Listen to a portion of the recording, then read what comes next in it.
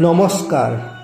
চাহ জনগোষ্ঠী অসমৰ সমাজ জীৱনৰ অন্যতম বৃহৎ গোষ্ঠী। অসম চাহ কোম্পানীয়ে চাহ শ্ৰমিকৰ চাহিদা পূৰণ কৰিবলৈ ঝাৰখণ্ড, ছত্তীশগড়, মধ্যপ্ৰদেশ, উত্তৰ প্ৰদেশ, অন্ধ্ৰপ্ৰদেশ, মাদ্ৰাজ, পশ্চিমবংগ আদি ৰাজ্যৰ পৰা শ্ৰমিক সংগ্ৰহ কৰি আনে। এওঁলোক অসমৰ স্থায়ী বাসিন্দা হয়। চাহ বাগিচাৰ লোকসকল আদিবাসী, চাহ বনোৱা, চাহ জনজাতি আদি নামেৰে পৰিচিত। ইংৰাজী 1823 চনত ইষ্ট ইণ্ডিয়া কোম্পানীৰ এজেণ্ট ৰবাৰ্ট ব্ৰুছে চিংফৌৰ মুখিয়ালৰ পৰা প্ৰথম অসমত চাহ গছ থকাৰ কথা গম পায় আৰু চিংফৌ মুখিয়ালজনৰ পৰা চাহ গছৰ পুলি ল'বলৈ চুক্তি কৰে।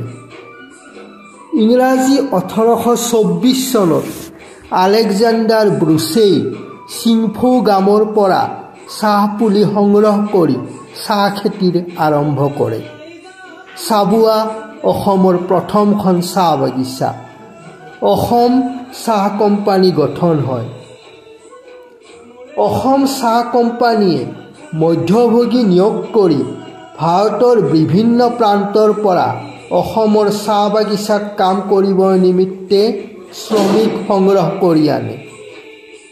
এই ব্যৱস্থাক মজদুৰ চালান বুলি কোৱা হয়। এই চালান দুই ধৰণৰ আছিল, আৰকাঠীয়া চালান আৰু গিৰমিটীয়া চালান। চুক্তি নকৰা চালান আৰকাঠীয়া চালান আৰু লিখিত চুক্তি অনুসৰি নিৰ্দিষ্ট সময়ৰ বাবে শ্ৰমিক অনা কাৰ্যক গিৰমিটীয়া চালান বুলি কোৱা হয়। গিৰমিটীয়া চালানত চুক্তিবদ্ধ এচাম শ্ৰমিক নিজ স্থানলৈকে উভতি গ'ল আৰু বাকীসকলে অসম ভূমিকে নিজৰ বুলি মানি লৈ থাকি গ'ল। ভাৰতৰ বিভিন্ন প্ৰান্তৰ পৰা অহা শ্ৰমিকসকলৰ ভাষা, কৃষ্টি, সংস্কৃতি বেলেগ বেলেগ, কিন্তু একেখন চাহ বাগিচাতে একেলগে কাম কৰি স্থায়ীভাৱে থাকি শ্ৰমিকসকলৰ মাজত উমৈহতীয়া সংযোগী দোৱানৰ সৃষ্টি হ'ল, যাক আমি বাগানীয়া ভাষা বুলি কওঁ। চাহ বাগিচাৰ লোকসকল আদিবাসী, চাহ বনোৱা, চাহ জনজাতি আদি নামেৰে পৰিচিত।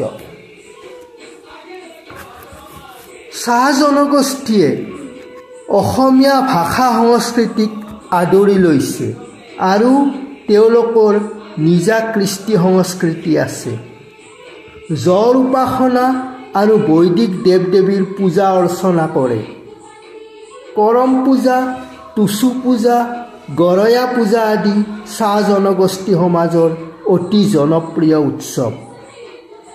ঝুমুৰ বা ঝুমুৰ নৃত্য, টুচু নৃত্য, কাঠি নৃত্য, জাণ্ডা নাচ আদি উল্লেখযোগ্য নৃত্য গীত।